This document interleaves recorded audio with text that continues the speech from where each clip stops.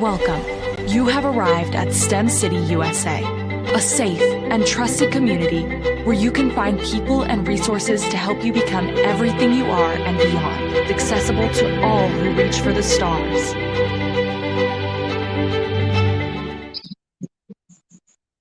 Good morning. Welcome to the BEYA Stars and Stripes Career Day. I am Moria Bowman, an 11th grader from Gainesville, Florida. We are excited to have Disney with us today. I am introducing our National Chairman, Vice Admiral Walt Davis, a retired fighter pilot and the founder of EvoNexus, one of the largest tech incubators in the country. Now, here is Admiral Davis. Well, hopefully all of you can see me. I'm actually sitting in the library of the Duke University here in Raleigh, Durham, North Carolina today, trying to get to you, and the communications is not working that well. So can you give me a thumbs up if you can hear this, if someone can? Okay, I'll continue. This is a fascinating day for us. We have Dr. Lanny Smoot, who was really, we found out, one of the first recipients of one of our BEYA Awards. Lanny is now a head of research for Disneyland and has worked at Disney for the last 31 years and has 102 patents. You'll be introduced to Lanny pretty soon, but what I'd like to mention to you today, just to set this up, is that all of us have in common that we have visited Disneyland, Disney World, or we have some Disney thing in our home today. And if you remember, the thing that really impressed me when I went to Disney the first time was their vision of the future. And in that vision, you will see and remember, they showed us what the kitchen was going to be like in the future. They showed us what cars were going to be like. They showed us a version of the Dick Tracy watch. And what's impressed me today is that vision they had, the things we have today are even better than the vision. So I think we're going to hear a great vision today, and we'll hear. And if you go to Disney, you'll see more vision. But I still believe that the future will really be better than what we envision today. So thank you for being here, and back over you, Mario.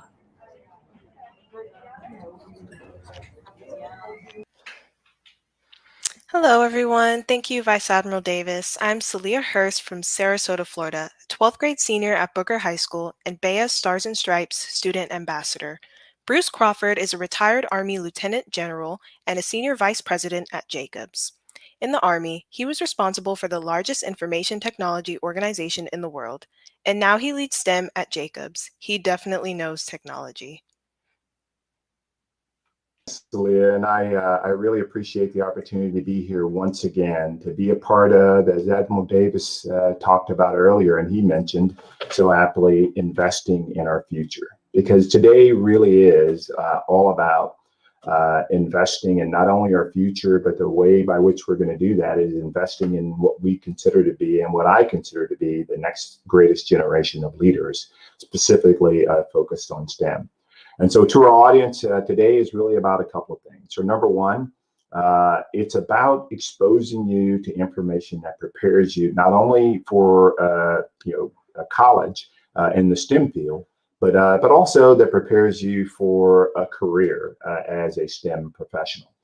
But the second piece of this is an opportunity for you to understand the art of the possible from ordinary people who have done just simply amazing and extraordinary things. And so I'm a true believer that awareness is really the gateway to opportunity. And so my challenge to the audience today is, as you listen to Mr. Smoot, and others impart wisdom and knowledge, your fundamental question should be, why not me? All right. And so again, just honored to be a part of it today and to play just a small role in investing in our future. Thank you.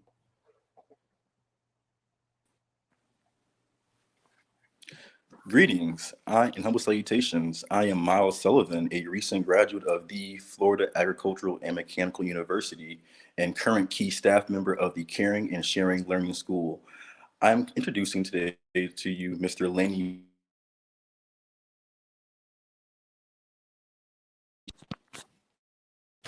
A Disney Imagineer is the person responsible for making sure all technology and rides are safely handled and entertained. Mr. Smoot currently has over 100 patents, the most in all of Disney, and he has currently entertaining children and adults from ages 8 to 80. Mr. Smoot continues to aspire to inspire all of that occurs in Disney and continues to make record-breaking breakthroughs. Well, thank you very much, Miles. And, you know, I enjoy giving these talks because I get to brag a little bit.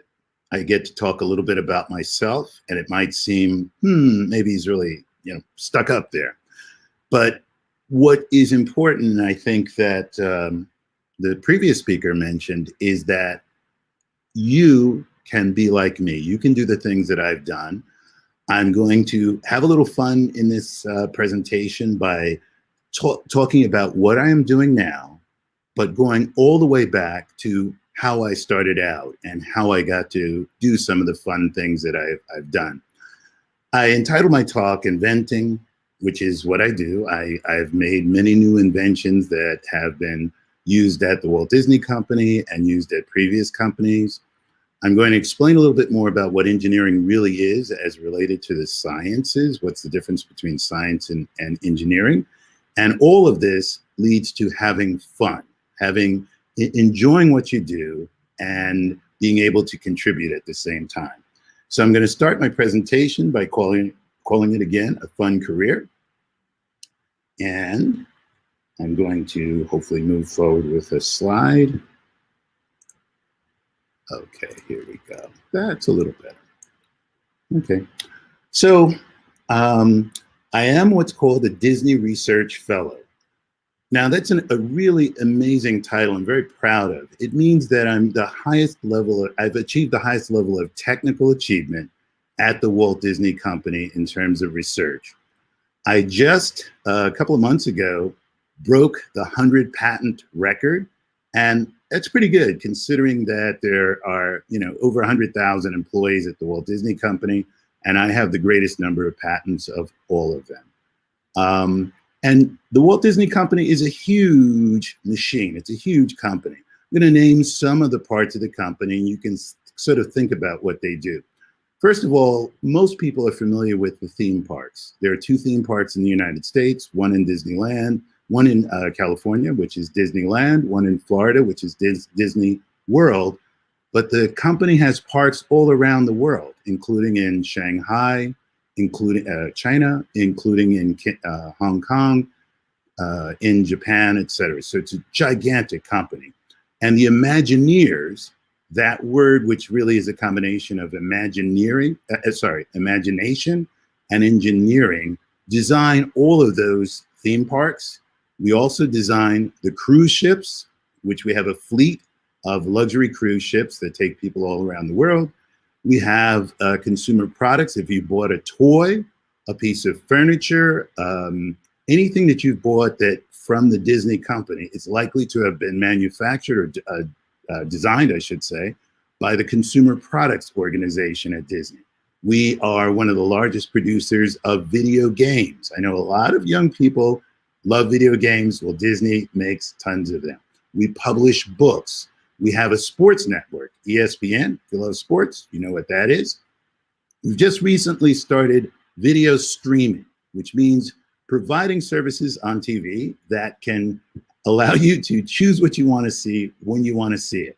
I'm going to emphasize that because I'm one of the inventors of some of the first video streaming services, and I'll talk to you a little bit about that in a while. We also make movies, and we own Marvel and Pixar. Marvel of course, I was a comic book kid, as I was telling Ray, one of the folks at your organization. And I loved, the Hulk and Spider-Man and all of that. And Disney does that. We now make all of the Star Wars movies, and we have large Star Wars lands inside our parks where you can live and breathe the Star Wars world. And I've been very lucky to be able to make contributions to pretty much every one of these business units. And I'll describe some of those things that I've done. And so at some point you can do it too.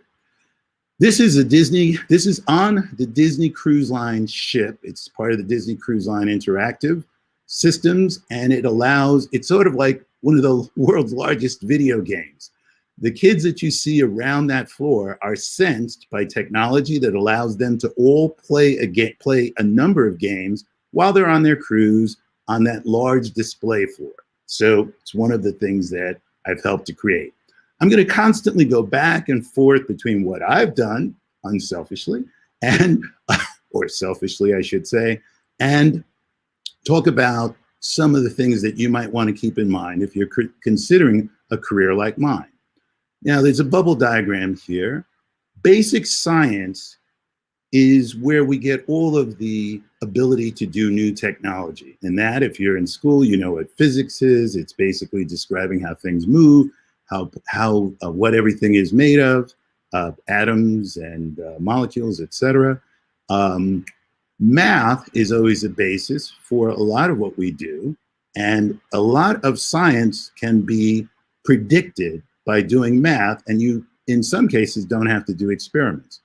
Astronomy is how we understand our place in the universe. We understand that we, on our little planet Earth, are part of a giant universe.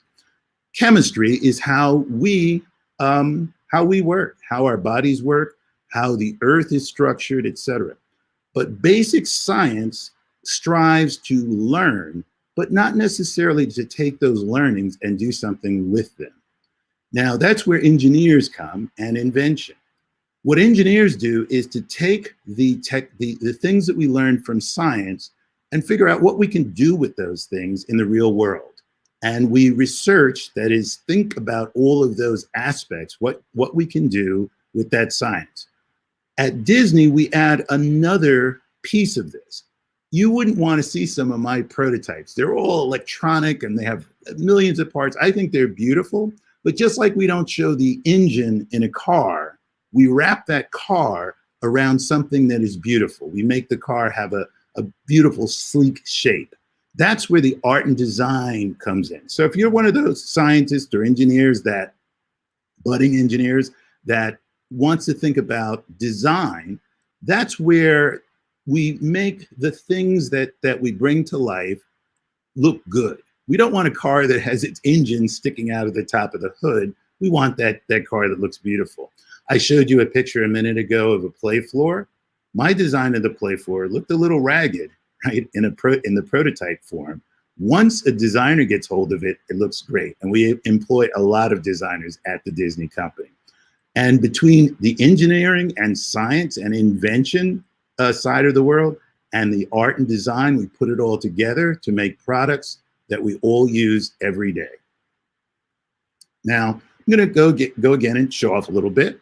This is Power City. This is at the Walt Disney World, in the portion of the world called Epcot, the experimental prototype community of the future, which is what Walt Disney envisioned. General Davis mentioned that at Walt Disney World and at other places in the Walt Disney system, we want to show what the future looks like. These are huge video games. People would know, unfortunately, there's no one there right now, but these are play floors that people use pucks, like you're playing hockey, and moving video images around on the floor. So it is a completely enveloping video game. So sometimes when people ask me, what do I do? I do a lot of different things. One thing is I make some of the biggest video games in the world because people get into my video games instead of playing them. You may recognize this if you've been to Disneyland in California. These are the Nemo Submarines. People can get into the submarines and actually be underwater. Now, you're underwater, but our technology allows you to look out of the windows of the submarine and see all sorts of magical things.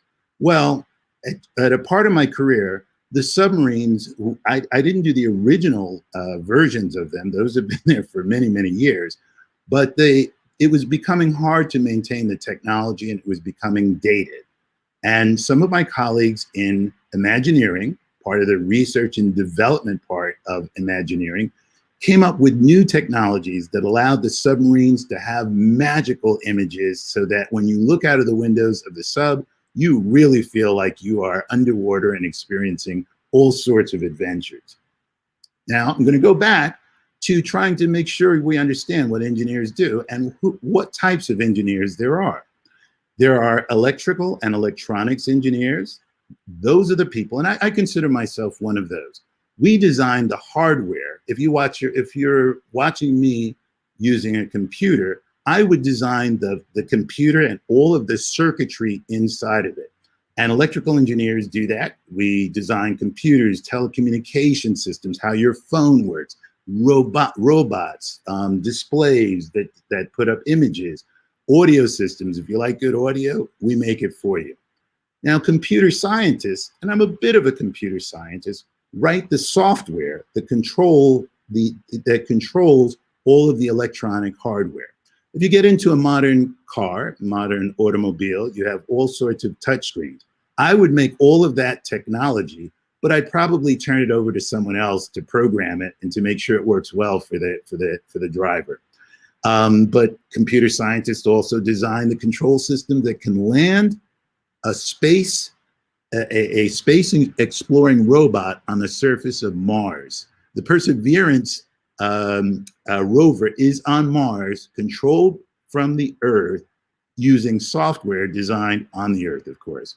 Mechanical engineers create new machines. If you love working on cars, if you like physical things, mechanical engineers know a lot about how motors work in cars, how machines make other machines, etc.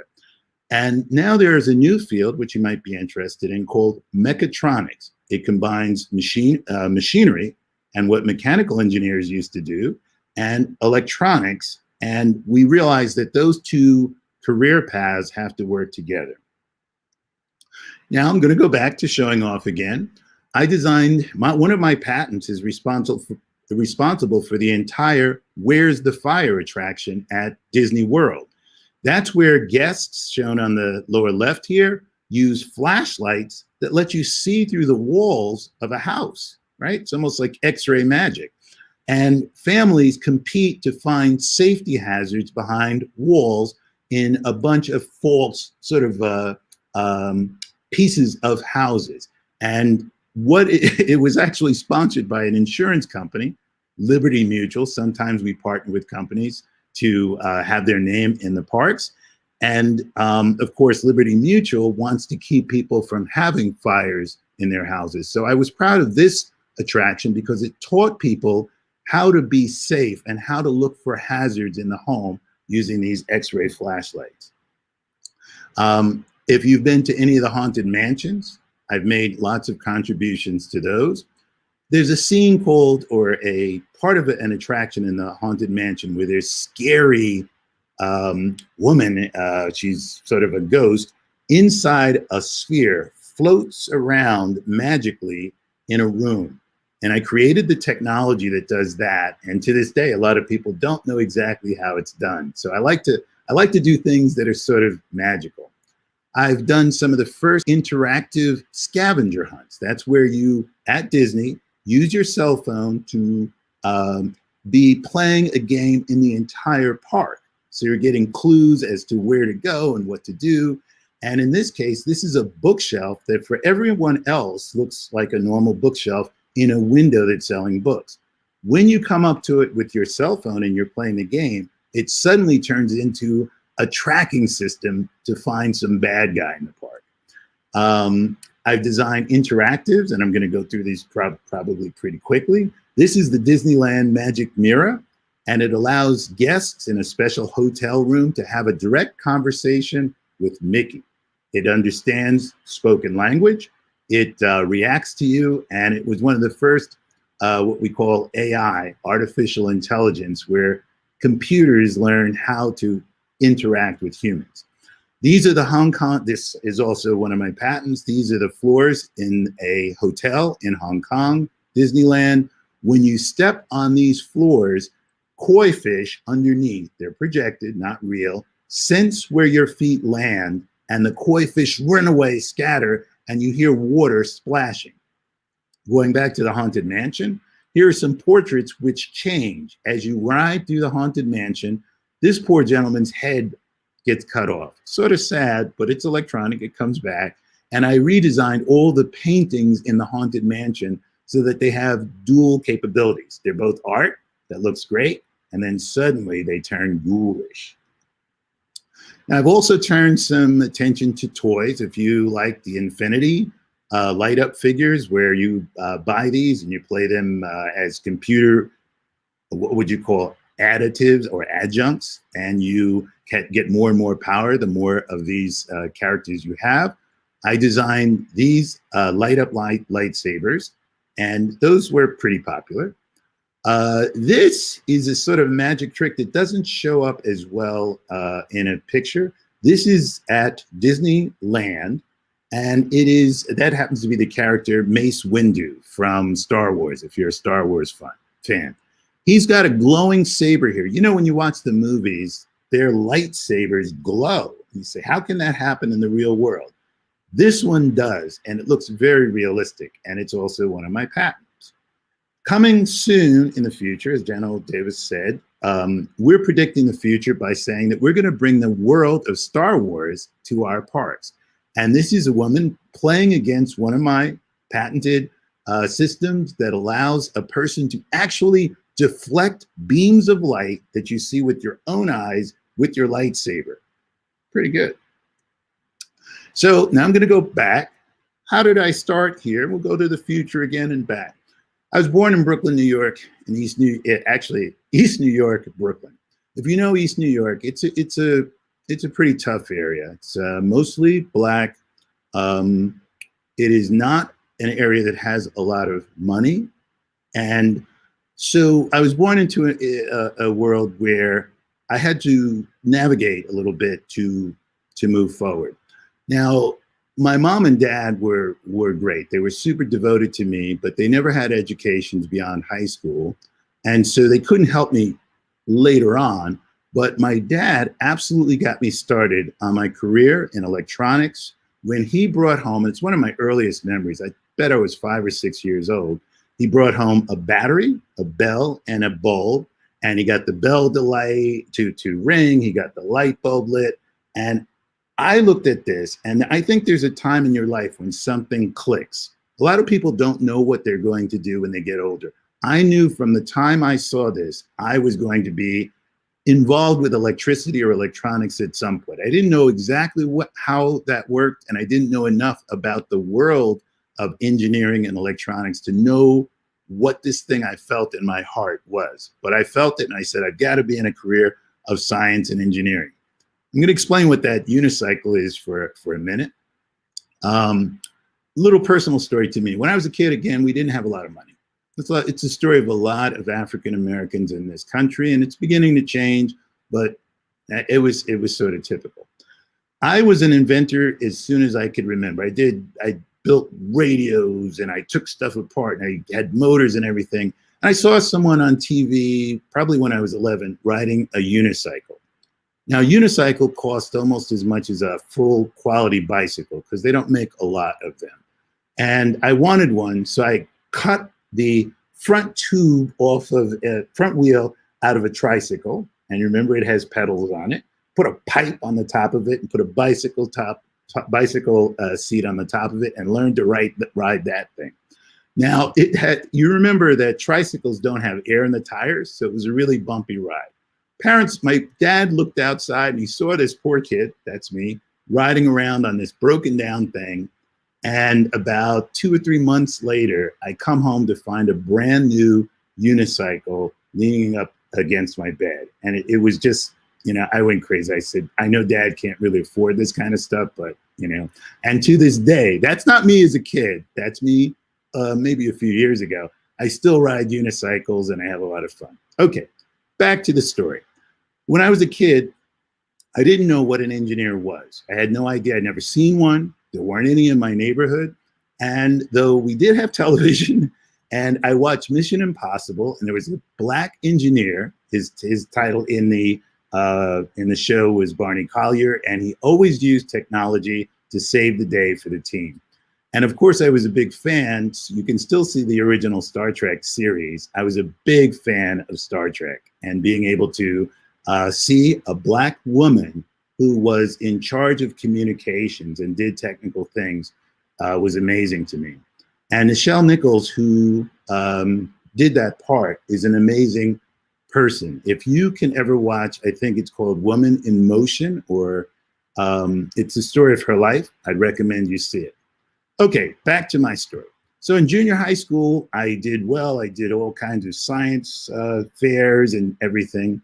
And I had a choice of which high school to go to. One was George Westinghouse, which taught you how to be an electrician, or Brooklyn Tech, that was a preparation for general college and engineering. I didn't know a lot about that, but I had a guidance counselor. And sometimes guidance counselors can really be helpful. A lot of people don't even know what they do. But if you have an issue with a part of your career and you want to understand part of your time in school and you want to understand what choices to make, a guidance counselor can often help you.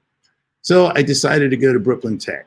I kept my eyes on the prize. I did my homework, and I did well in school, did well on my tests. And I knew by my junior year, I needed to apply to colleges because I felt like that's where I should be. I applied to MIT, to Columbia University, to a host of schools, and couldn't afford any of them, right? I also, and this is something I don't want you to do if you're a young person, because I was at a good school, colleges came to the school to try to recruit kids to go to college and would be offering scholarships. I was kind of ignorant of those things. Not stupid, just didn't know about them, didn't know what to do. One person from Bell Labs, and Bell Labs used to be the research and engineering company of the world. It no longer exists in the form it did, but it turned out to be an African-American who was running a program to induce more African-American kids to go into the sciences. He did what I call a reach back. He's a grown man, I'm still a kid. He came to the school and said, hey, I want you. You should have come out to some of our recruiting things. I heard about it as I was sitting in class, and over the PA system, I hear, will Lanny Smoot please report to the principal's office? I said, oh my God, what did I do? That's when I met Jim Stewart, who introduced me to the Bell Labs world. I worked at Bell Labs for a number of years. That's me over there in the snow. I think that might have been in Wyoming. That's an old picture of me. I'm the one in the foreground. There's an engineer that was my partner. He's way in the background. And the dog, we don't know about the dog. It was walking by. I'm 30 miles outside of town there. And I designed some of the first telephone systems that brought coin telephones to the rural area. If you're a young person, you don't even know what a coin telephone was, but we all used to have to put money in a box to make a phone call. And I designed pretty much all of the circuitry in rural areas that allowed coin telephones to work way out in the nowheres. Got to do a lot of traveling. I also formed an organization, which I would advise you, when you can remember this, when you're successful, as our STEM hosts are, to reach back to kids. I founded an organization called SIMDIP, the Collective Effort Management Development Program, long title, but it was Black engineers talking to other engineers and educating ourselves to do better in our careers. Okay, later on I worked at Bell Communications Research. Right now we take for granted those big screens. When we go into a video conference room, sometimes at work at least, you'll see big video screens, everything. I developed some of the very first versions of that. And that picture is me, a little younger, talking to people on what I called the video window. And those folks that are on the screen are 40 miles away at one of our other Belcorp headquarters. And we use these systems to communicate amongst Belcorp. One of the first prototypes I made went into the World Trade Center. And as a matter of fact, when it fell, I felt, of course, heartbroken by the people who lost their lives, but also it was the destruction of my first prototype of that system. I've won over my lifetime awards from so many places. R&D magazine, Scientific American featured me. I've been on television quite a bit on the invention shows, innovation shows, all those things. I'm proud to say, but it all started from a humble beginning of a kid in Brooklyn who wanted to do science. My video window system was in what was called the permanent exhibit in the Smithsonian Museum in Washington, D.C. I didn't understand that permanent meant 15 years. So it was there for 15 years, replaced by even newer technology. And I am a Disney Research Fellow, highest technical achievement at Disney. I was a Belcorp Fellow when I was at Bell Communications Research. So I've tended to do pretty well around. And you can do this too. I'm not special in any way other than I love what I do. Some of the other things I'm just going to pass by real quickly. I designed some of the first, we all know that copper wires were used for many, many years to carry telephone conversations. As there were more people and using more bandwidth, we needed to be able to have better systems that can transmit more information. I did some of the early work on optical fiber networks that transmitted telephone calls, thousands of telephone calls on a single hair-thin glass fiber, which was impossible with copper wire. I mentioned earlier that, you should watch me in episode 2 of Behind the Attraction on Disney Plus. Just a plug for me. And that's possible because of video on demand. Video on demand was a way of allowing people at home to have the same capability to watch video and control it as you had with a VCR. And a lot of you may not even remember what a VCR was because we have streaming now, and I made contributions to that. Finally, I had an idea back then called electronic panning, which hasn't happened yet. And I patented it, and I wish people would be able to use it. And it was that I could control my view when I watch television. If you're watching a sporting event, why can't I look at the end zone? Why can't I look at the pass receiver? Or why can't I pan around and see people in the studio that are making the news? And what I designed, you'll see, this is me and a few of my co-engineers, and you're seeing a different image of us coming from the same camera. It's a little hard to see, but right here on the top of this monitor is a camera that's looking at all of us, and we've selected the views we want. And these views can slide left and right. Still think it's a good idea, but not all ideas make it into the world. Okay, now back to where I am now. In research, Disney Research, where I work, we're looking at very new ideas to help the Walt Disney Company to make more realistic technology. This is my electromagnetic eye. When you see those robots, which we call animatronics in our theme parks, they all want to be as realistic as possible.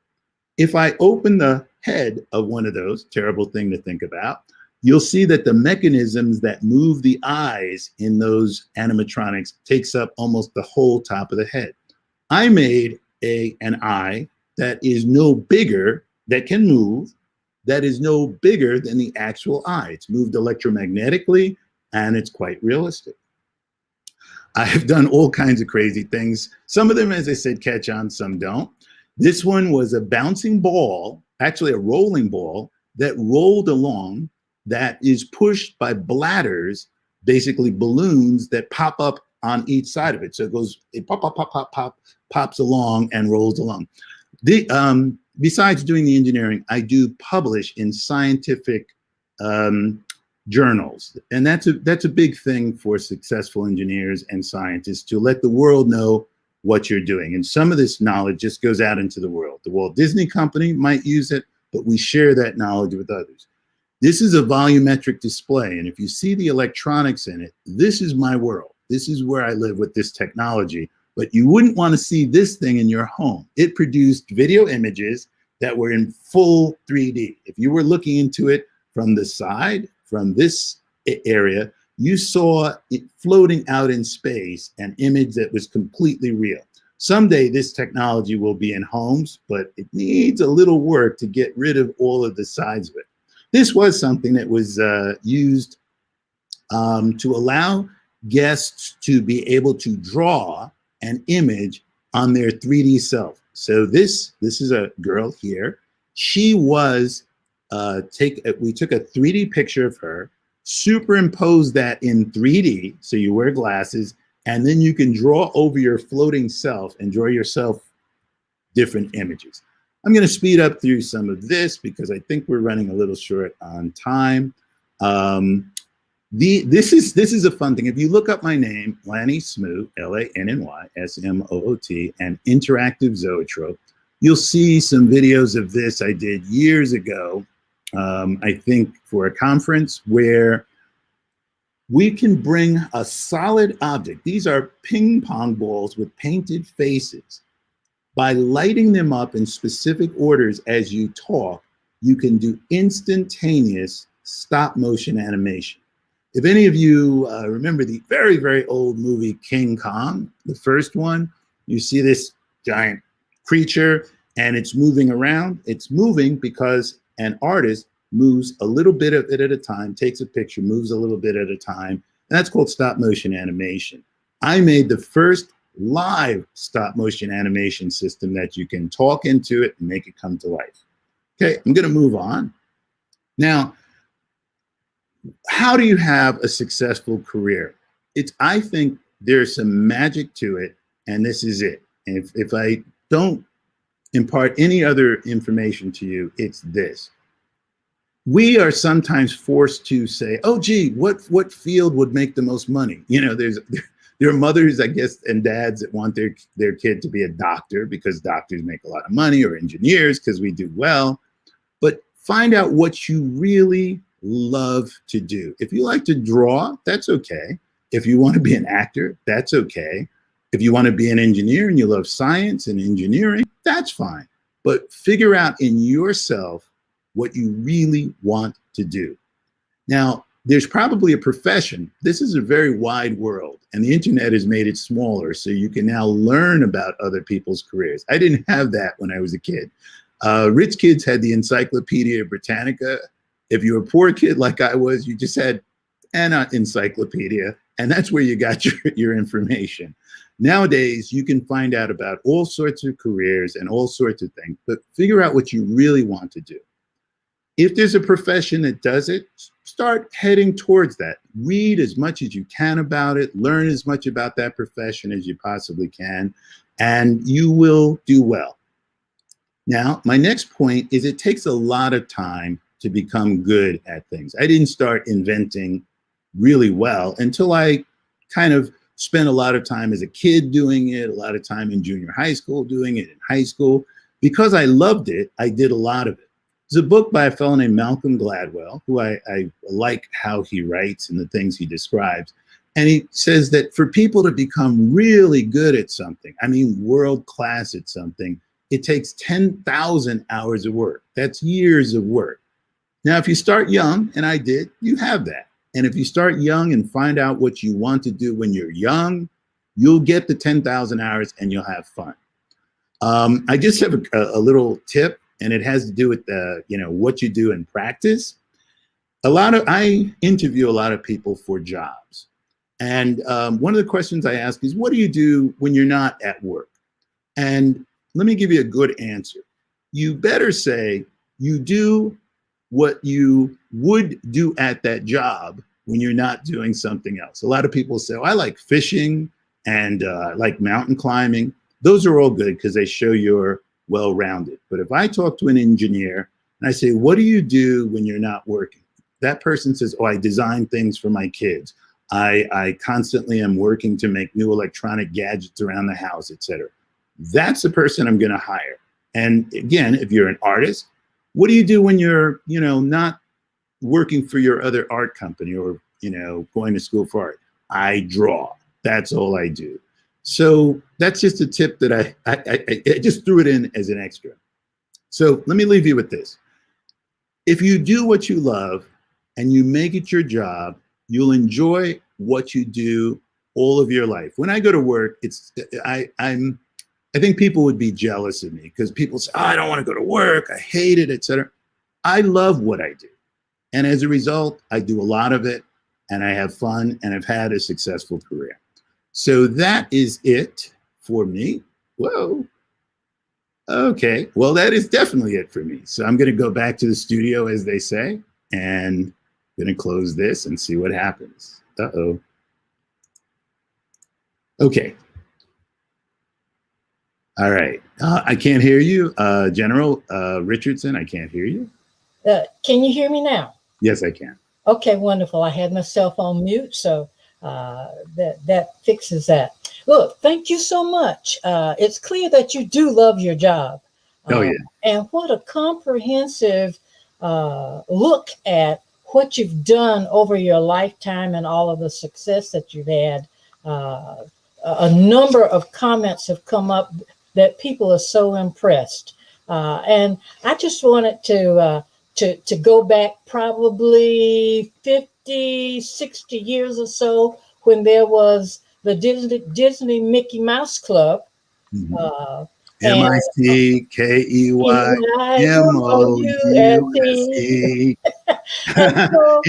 Anyone who's been around, we remember the song.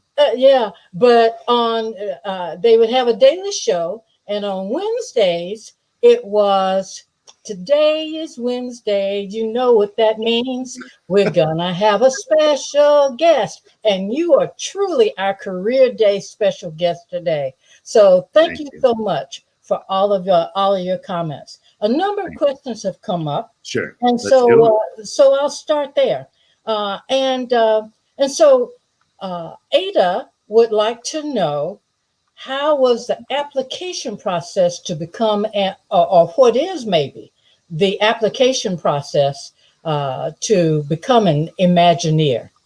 Okay, so we have a really giant website. If you go to Walt, and I'm not going to be able to give you the exact .com, but look up careers at the Walt Disney Company on the internet, and you can browse around and you'll find that very quickly.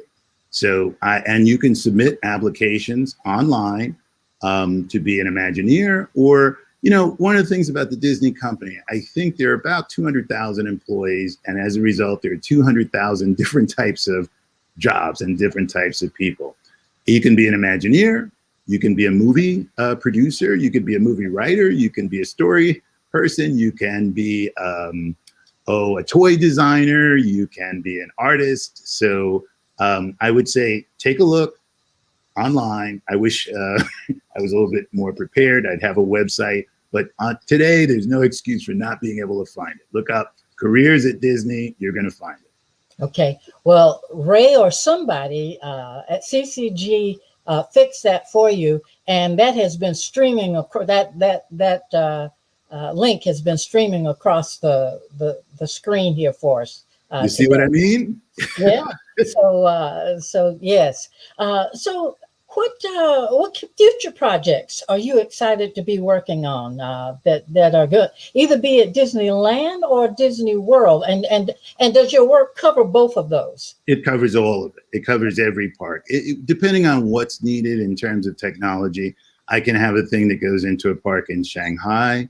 I can have a Disneyland. By the way, there are Disney parks in China, Disney parks in Japan. So my work can go in all sorts of places. And you asked another part of the question, but did I answer that? Or no? Yes, you did. Yes, you did. But what future projects? Okay, future projects. I'm working. I'll tell you one that I'm going to challenge your audience to find one of the projects that I'm working on right now. If you type into the internet, Disney's new lightsaber, right? Even you can do it now. Don't go away from this great program, but you can do it. And what you're going to see is a picture of Rey, the character from the Star Wars movies, using a lightsaber that is the most realistic lightsaber in the world. And you may remember in Star Wars, the weapon of choice is this glowing lightsaber. Well, people have been trying to make ones that look realistic, and my patent enabled that lightsaber. So I'm working on things that support our movies in terms of technologies. So that's an example. Also, I'll give you a little clue. I was a Star Trek fan. I explained why when I was younger. And in the second series, there's a room called the holodeck, right? And a holodeck is a room you can go into, and you can be anywhere in the world, anywhere in the universe. You can walk on the surface of the moon. You could walk in Mars. You could be in Paris. You could be anywhere. I'm going to try to bring that to life. And I will say that we're already working on things that allow people to walk in any direction they want on a huge surface and be, how can I say it, and not hit other people that are on that same surface and not hit the walls of the room. And that's coming. And it's probably the project that I'm most excited about. We're going to try to make that holodeck come true. Well, that sounds very exciting. So it's very exciting. I'm looking forward to that. Me too. I want to finish it. I'm going to be in Orlando and plan to visit Disney World next summer for a sorority event. But I don't know that your project will be ready then, but once it is ready, that's one of the things I will definitely be trying to see. All right. So you know, I'm sure we have a number of students on the call. What advice, or maybe even some parents on the call, what advice would you give to a student who wants to follow in your footsteps? Well, I gave some of that advice during the talk. Mm-hmm. Figure out what excites you. When you are a young person, there has to be something that you like to do. Some people, by the way, it's okay if you don't know what that is yet. Some people, you know, are in their 20s before they really, or at the end of their lives, before they decide what they're going to do. But I think for those who have a love, a passion, and, you know, I'm going to tell you something, General. When I saw talks like the one I just gave, I felt sometimes that person was talking to me. I know right now in the audience here, not everyone is going to know this, but there's someone that's saying, oh my God, he's describing my life. I don't have a lot of stuff. I make things, I do it, and I'm going to be just like him. Well, be better than me. Okay, that's number one. Be better than me, but I'm talking to you right now. I'm talking to that person out there that wants to do something. I encourage you to do a lot of it. Don't feel bad. You know, kids who are smart, I'm going to say, you know, the dark underbelly of the world, sometimes kids who are smart suffer a little bit. You know, they're the ones that are always carrying the books around. You're doing the right thing. Be brave. Be the person who wants to learn and wants to practice what they do. I tell you something that didn't work out for me. Because I was always in sort of these advanced classes, you had to play the violin. Okay, that's something that didn't work for me. I played the violin for 5 years. I was probably better when I started than when I ended. So there's a question where you don't do things that you don't like to do. Life is short. Find the things you like, do them. I guarantee you, if you become good, you can make a living. So that's my strongest message to kids. Well, thank you. And that's very, very good advice. I appreciate that. You know, with all of the tentacles that Disney has in companies and TV and movies and that sort of stuff, have you been able to meet any of the Disney stars from Star Trek or other of the movies? Well, we do Star Wars, not Star Trek. I don't want to. Oh, I'm sorry. I just happen to like Star Trek, but Star Wars. Yeah, I have. The guy. Who's the most interesting? Oh, say again. Who is the most interesting? Yeah. I met P. Diddy. Now, how did that happen? That's like, you're like, how does that have a number of stars visit Disney because they may be a part of something we're going to do And because I work in R&D, which is a glossy place, if you want to see sort of magical things, if you come to the R&D organization, we always have mock-ups, prototypes of the latest cool thing. So being shown through Disney, sometimes those stars are starstruck of us. They're more excited to see what we do. They say, yeah, I'm just an actor or a singer, but you guys are magicians. So Antonio Banderas, trying to think of who, oh my goodness. I am such a bad person with names, but yeah, that happens. And the guy from Tool Time or whatever the show was, he was a real party, very funny guy. Yeah, but I've met quite a few what people would call stars. But when I see them, what's really nice is they're just people. They're coming to see you, and I've also met who is, oh my God, the guy who plays the captain of the Enterprise, and I just forgot his name. He just was shot into space. Yeah, William Shatner. Well, yeah, oh my goodness, William Shatner. He was, in some sense, a hero to me just because he ran a starship, which was futuristic. But I've gotten to meet him, quite a few other people. Okay, well, I know that certainly has been exciting in your fun. Lifetime. Yeah, and it's good times. Yeah, still having fun. I'm still having fun. Absolutely. And when people ask me, what projects I like, it's almost always the one I'm working on. I have to think back, and but go ahead. Yeah. So there are a number of different theme parks. There's Six Flags, and I think the Great American something or the other out out from San Francisco. What sets Disney apart from other theme parks? I'm going to go that's a really wonderful question. Disney's parks are theme parks, and that word is magical to us. Walt Disney himself knew that there were carnivals and there were little parks and whatnot, but he wanted to allow a person who goes to our parks to completely envelop themselves, surround themselves in an environment. If you go to Tomorrowland in our parks, you're going to see futuristic things and not see other things. Everything that you see in that park is themed, is made so that it reminds you that you're in this whole new environment. So we surround you with story. It becomes obvious what goes on there, and the people that live in that part of the park. If you're in Adventureland, you're going to be in a different place. You're going to be part of the adventure and feel it. Other parks put up a roller coaster and say, there you go, have fun. Our attraction will put you into a story that brings the movies that we make, and this was Walt's big innovation. Walt Disney made movies, and he says, I want the people who go to our parks to be able to live in that movie. It's like the three-dimensional world of the movie that surrounds you. And that's what theme parks, which Disney makes, is distinguished from what people make, which are just, carnivals or, that sort of thing. Okay. All right.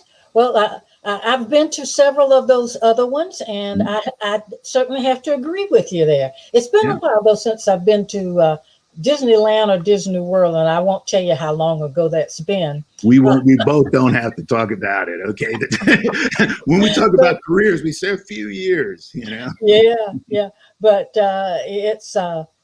it was certainly very, very exciting, and one of the things that I like about Disneyland are the parades. Oh yeah, I know that doesn't have anything to do with your work, probably. Yes, it does. Yes, okay. it does. Wow.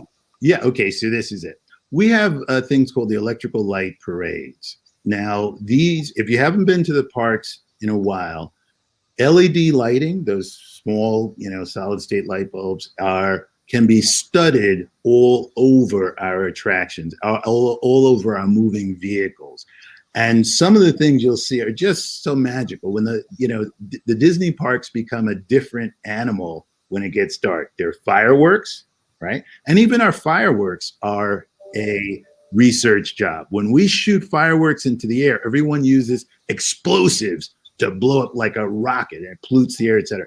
Ours are like blowing through a straw.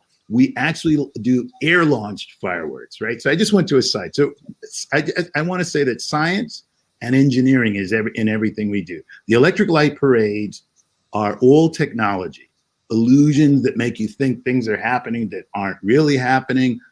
What are called volumetric displays, where the image that you see has depth.